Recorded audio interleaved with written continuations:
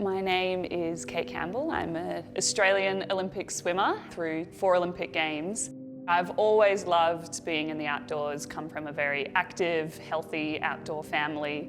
When I was living at home, my mum always made sure that every year or two I was going for a skin check. But then once you become an adult and you leave home, you start to drop off little things that you really should do. It had been a couple of years since I had had a skin check and I knew that I was overdue for one. I caught up with a friend who I hadn't seen in a while and he had this big scar on his forearm. And I said, oh my goodness, like, what happened to you? He said, I had a melanoma removed. It started off as a really small spot and my wife told me to go get it checked out, and thank goodness I did because they caught it as a stage 1 melanoma. And I just remember looking at that and hearing his story and just going, oh, I don't remember when the last time I got a skin check was. So I booked in the next day and went to see my dermatologist, and she didn't like the look of one on my upper right arm. Now this is a mole that I had had my whole life. It wasn't new, it's in a place that I can see quite easily. I'm just gonna take a little biopsy today. Didn't think anything of it.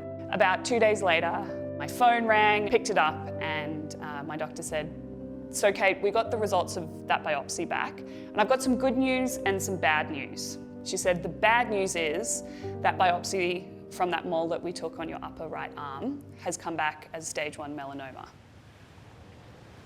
I saw radiation, I saw chemo, I saw the end of my career, I saw the end of my health. Within the next breath, my dermatologist said, but the good news is we've caught it at stage 1, and we just need you to come back in so that we can take a wider margin of tissue from around the mole. And so the next day I went in for surgery, and that was it. If I hadn't gone and had lunch with that friend, the would have or could have scenarios could have been possible.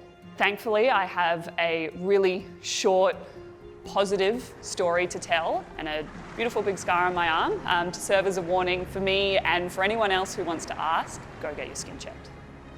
I'm not going to sit here and say that since my cancer diagnosis, I have not received a sunburn. However, I religiously go and get a skin check.